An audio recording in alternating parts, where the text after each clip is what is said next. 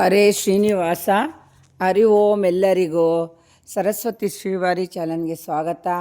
ಸ್ನೇಹಿತರೆ, ಶನಿವಾರ ನೆನ್ನೆ ಧನುರ್ಮಾಸದ ಪೂಜೆನ ನಾನು ಮನೇಲಿ ಮುಗಿಸ್ಕೊಂಡು ಒಂದಿನ ಅರಳಿ ಮರದ ಪೂಜೆ ಮಾಡೋಣ, ಒಂದು ದಿವಸನೋ 3 ದಿವಸನೋ 5 ದಿವಸನೋ ಅಂತ ಮನಸ್ಸಲ್ಲಿ ಸಂಕಲ್ಪ ಮಾಡಿಕೊಂಡು ಮಾಡೋಣ ಅಂದ್ಬಿಟ್ಟು ನಿನ್ನೆ ಎಲ್ಲ ರೆಡಿ ಮಾಡಿಕೊಂಡು ಮನೇಲೂ ಎಲ್ಲ ಪೂಜೆ ಎಲ್ಲ ಮುಗಿಸ್ಕೊಂಡು 6 ಗಂಟೆ ಅಷ್ಟೊತ್ತಿಗೆಲ್ಲ ಅಲ್ಲಿ ಹೋದ್ವಿ. 6:30 ಒಳಗೆ ಮಾಡೋಣ ಅಂತ. ಅಷ್ಟು ಬೇಗ ಆಲೇ ಬೆಳಕಾಯಿತು. ಏನು ತುಂಬಾ ಥಂಡಿ ಇದೆ ಎದ್ದೊಳಕ್ಕೂ. ಅದರಲ್ಲೂ ಈ ಒಂದು ದೇವ್ರ ಪೂಜೆ ಮಾಡಬೇಕು, ಒಂದು ಫಲ ತೊಗೋಬೇಕು ಅಂದಮೇಲೆ ಅವೆಲ್ಲ ರಿಸ್ಕ್ ತೊಗೊಳ್ಳೇಬೇಕಲ್ವ ಸ್ನೇಹಿತರೆ. ಹಂಗಾಗಿ ಮನೇಲೇ ಮಾಡ್ತಿದ್ವಿ ಆವತ್ತಿಂದನೂ, ಬುಧವಾರದಿಂದನೂ.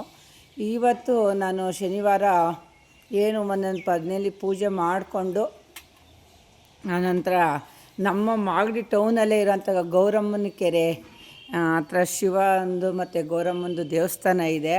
ಅಲ್ಲಿ ತುಂಬ ಚೆನ್ನಾಗಿದೆ. ಹಳ್ಳಿ ಮರ ಸುತ್ತಲೂ ನೋಡಿ ನಾಗರು ಪ್ರತಿಮೆಗಳು, ಮೂರ್ತಿಗಳು ತುಂಬಾ ಇದೆ. ಒಂದು ಅಲ್ಲಿ ಆ ಪ್ಲೇಸ್ಗೆ ಹೋಗ್ಬಿಟ್ರೆ ಸಾಕು, ಆ ಜಾಗನೇ ಅಷ್ಟು ಪವಿತ್ರವಾಗಿದೆ ಸ್ನೇಹಿತರೆ. ಏನೋ ಒಂಥರ ಮನಸ್ಸಿಗೆ ಶಾಂತಿ, ನೆಮ್ಮದಿ. ಎಲ್ಲಿಗೋದ್ರೆ ಅಲ್ಲಿ ನಾನು ಹೋಗೋಷ್ಟೊತ್ತು ಕಾಲೇ ಕೆಲವರೆಲ್ಲ ಪೂಜೆಗಳು ಮಾಡ್ತಾಯಿದ್ರು, ಕೆಲವ್ರು ಮಾಡಿ ಹೋಗಿದ್ರು. ನಾನು ನಾಗರ ಮೂರ್ತಿಗಿಂತ ಮೇಯ್ನ್ ನಾನು ಹಳ್ಳಿ ಮರದ ಪೂಜೆ ಅಂತಲೇ ಮನಸ್ಸಲ್ಲಿ ಸಂಕಲ್ಪ ಮಾಡ್ಕೊಂಡು ಹೋಗಿದ್ದು. ಯಾಕಂದರೆ ಬ್ರಹ್ಮ ವಿಷ್ಣು ಮಹೇಶ್ವರ ಅವರು ನೆಲೆಸಿರೋ ಅಂತಾಗ ಒಂದು ಹರಳಿ ಮರದ ಪೂಜೆ ಮಾಡೋಣ ಅಂತ ಹೋಗಿ ನಾನು ಎಲ್ಲ ರೆಡಿ ಮಾಡಿಕೊಂಡು ಅಲ್ಲಿ ಒಂದು ಸ್ವಲ್ಪ ನೀರು ಹಾಕಿ ಬುಡಕ್ಕೆ, ಆನಂತರ ಅರಿಶಿನ ಕುಂಕುಮ ಎಲ್ಲ ಇಟ್ಕೊಂಡೆ. ಮನೆಯಿಂದನೇ 2 ದೀಪ ತೊಗೊಂಡೋಗಿದ್ನಿ ಸ್ನೇಹಿತರೆ. ಹೊಸವು ತೊಗೊಂಡೋಗ್ಬೇಕು, 2 ಮಣ್ಣಿನ ದೀಪಗಳನ್ನ ತೊಗೊಂಡೋಗಿ ಅದಕ್ಕೆ ಎಣ್ಣೆ ಎಲ್ಲ ಬಿಟ್ಟು ಅರಿಶಿನ ಕುಂಕುಮ ಹೂವು ಎಲ್ಲ ಇಟ್ಕೊಂಡು ರೆಡಿ ಮಾಡಿ ನೈವೇದ್ಯಕ್ಕೆ ಬಾಳೆಹಣ್ಣು, ತೆಂಗಿನಕಾಯಿ, ಇಲ್ಲ ಒಂದಿಷ್ಟು ಕಡಲೆ ಸಕ್ಕರೆನೋ ಏನಾನೋ ಒಂದು ತೊಗೊಂಡು ನೀವು ಹೋಗಿ ಸ್ನೇಹಿತರೆ. ತುಂಬ ಒಳ್ಳೆಯದಾಗುತ್ತೆ. ನಾನು ಹಂಗೆ ಎಲ್ಲ ತೊಗೊಂಡು ಹೋಗ್ಬಿಟ್ಟು ಆನಂತರ ಅಲ್ಲೇ ಇದ್ದಂಥ ಒಂದು ನಾಗರ ಮೂರ್ತಿಗೂ ಸಹ ಒಂದು ಸ್ವಲ್ಪ ಅರಿಶಿನ ಕುಂಕುಮ ಇಟ್ಟು ಒಂದು ಕಡೆ ಎಲ್ಲನೂ ಒಂದು ಸಂಕಲ್ಪ ಮಾಡಿ, ಸುತ್ತಲೂ ಇರುತ್ತೆ. ಸುತ್ತಲೂ ಅಂತ ಏನಿಲ್ಲ, ಒಂದು ಕಡೆ ಒಂದು ಜಾಗ ಅಂತ ಹೇಳಿ ಅಲ್ಲಿ ಆ ಜಾಗಕ್ಕೆ ಒಂಚೂರು ಅರಿಶಿನ ಕುಂಕುಮ ಹೂವು ಒಂದು ನೈವೇದ್ಯಕ್ಕೆಲ್ಲ ಇಟ್ಬಿಟ್ಟು ಅಲ್ಲಿಂದನೇ ನೀವು ಪೂಜೆ ಪ್ರಾರಂಭ ಮಾಡ್ಬೋದು ಸ್ನೇಹಿತರೆ. ಹಾಗಾಗಿ ಈ ಜಾಗ ತುಂಬ ಚೆನ್ನಾಗಿದೆ. ಪ್ರತಿಯೊಬ್ಬರು ಬಂದು ಅಲ್ಲಿ ಮಾಡೋಂತಹ ಜಾಗ. ನಾನು ಒಂದು ಜಾಗನ ಅಲ್ಲಿ ಗುರ್ತು ಮಾಡಿಕೊಂಡು ಆ ಜಾಗದಿಂದ ಒಂದು ಪೂಜೆ ಪ್ರಾರಂಭ ಮಾಡಿದೆ.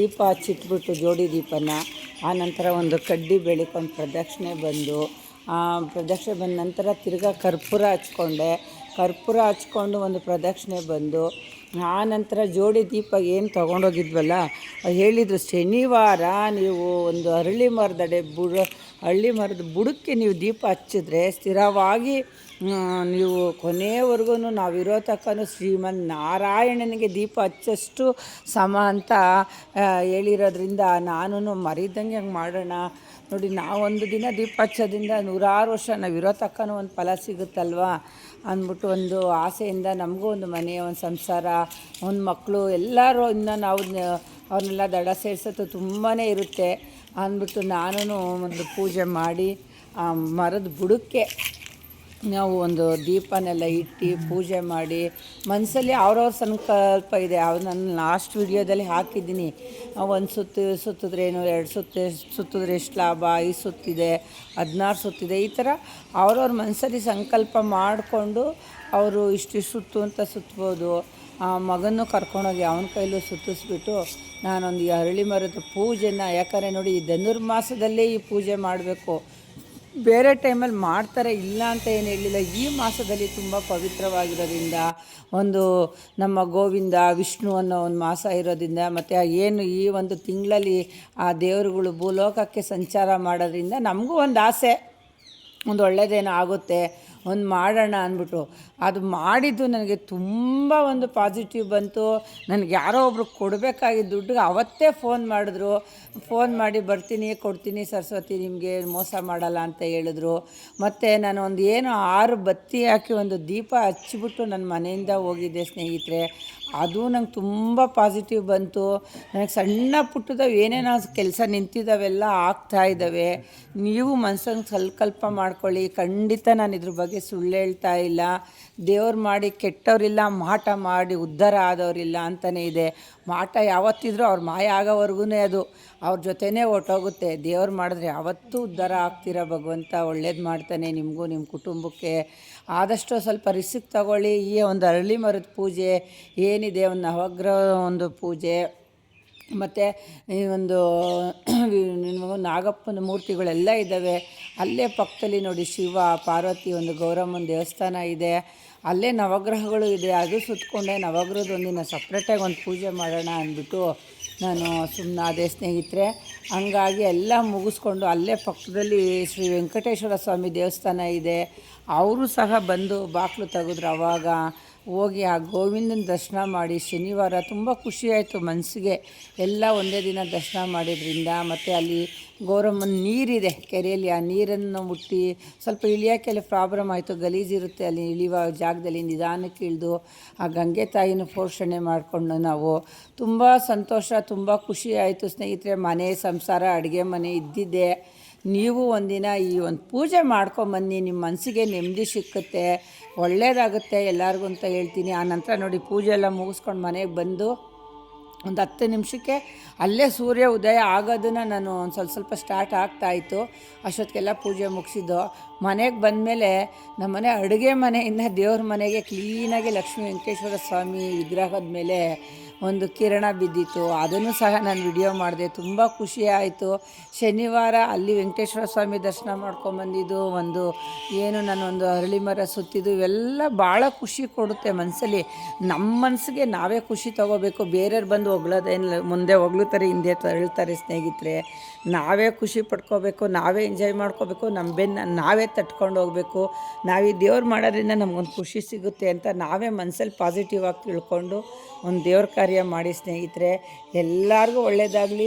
ಒಂದು ನೀವು ಇಷ್ಟು ಅಂತ ಸಂಕಲ್ಪ ಮಾಡಿಕೊಂಡು ಒಂದು ಅರಳಿ ಮರನ ಸುತ್ತಿಬಿಟ್ಟು ನೀವೇ ನನಗೆ ಹೇಳ್ತೀರಾ ತುಂಬ ಒಳ್ಳೆಯದಾಯಿತು, ಇದರಿಂದ ನಮಗೊಂದು ಕೆಲಸಗಳಾಯಿತು ಅಂತ. ನನಗಂತೂ ಸತ್ಯವಾಗೂ ಕೆಲಸ ಆಯಿತು ಒಂದು ಅರಳಿ ಮರ ಸುತ್ತಿರೋದ್ರಿಂದ. ಹಾಗಾಗಿ ನಾನು ಆ ಖುಷೀಲಿ ಒಂದು ವಿಡಿಯೋ ಮಾಡಿದ್ದೀನಿ ಸ್ನೇಹಿತರೆ. ಎಲ್ಲರಿಗೂ ಒಳ್ಳೆಯದಾಗಲಿ. ಹರಿ ಓಂ ಹರೇ ಶ್ರೀನಿವಾಸ.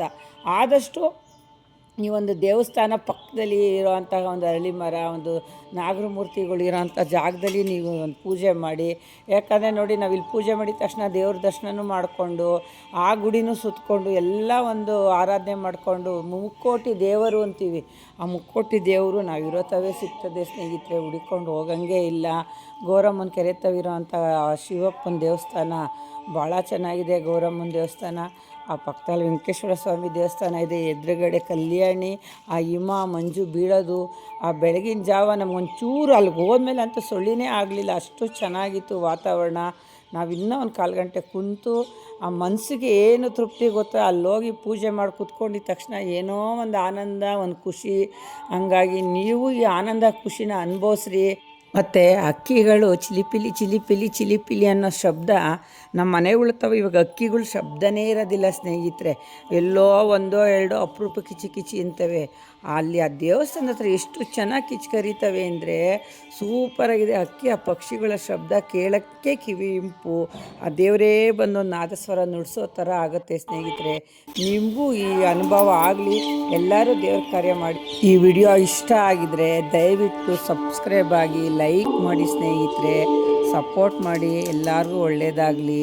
ಹರಿ ಓಂ ಹರೇ ಶ್ರೀನಿವಾಸ. ಹರಿ ಓಂ ಅನ್ನೋದಲ್ಲಿ ಎಷ್ಟು ಆನಂದ ಇದೆ. ಎಲ್ಲರೂ ಬೆಳಗ್ಗೆ ಎದ್ದು ಒಬ್ರಿಗೊಬ್ರು ಹರಿ ಓಂ ಹೇಳ್ಕೊಳ್ಳಿ ಸ್ನೇಹಿತರೆ. ಎಲ್ಲರಿಗೂ ಒಳ್ಳೆಯದಾಗಲಿ. ಹರಿ ಓಂ ಹರೇ ಶ್ರೀನಿವಾಸ.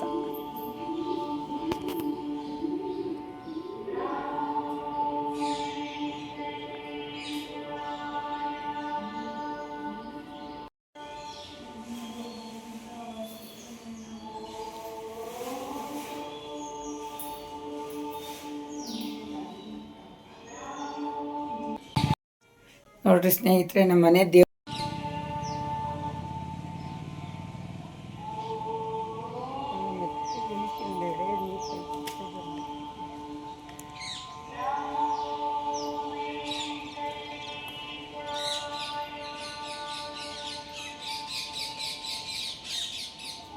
ಅಲ್ಲಿ ಹಿಡಿಯೋಕ್ಕಲ್ಲಪ್ಪ, ಎಲ್ಲ ಕೊಳೆ ಹಾಕದೆ.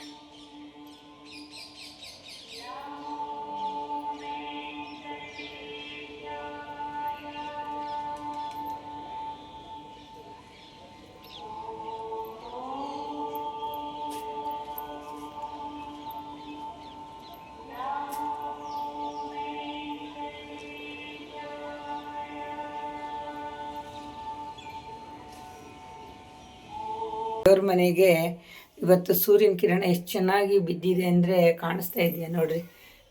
ವೆಂಕಟೇಶ್ವರ ಸ್ವಾಮಿ ಪಾದಕ್ಕೆ ಅವ್ರ ಮೇಲೆ ಬಿದ್ದಿದೆ. ಪಕ್ಕದಲ್ಲಿ ಕೃಷ್ಣ ಅವರಿದ್ದಾರೆ.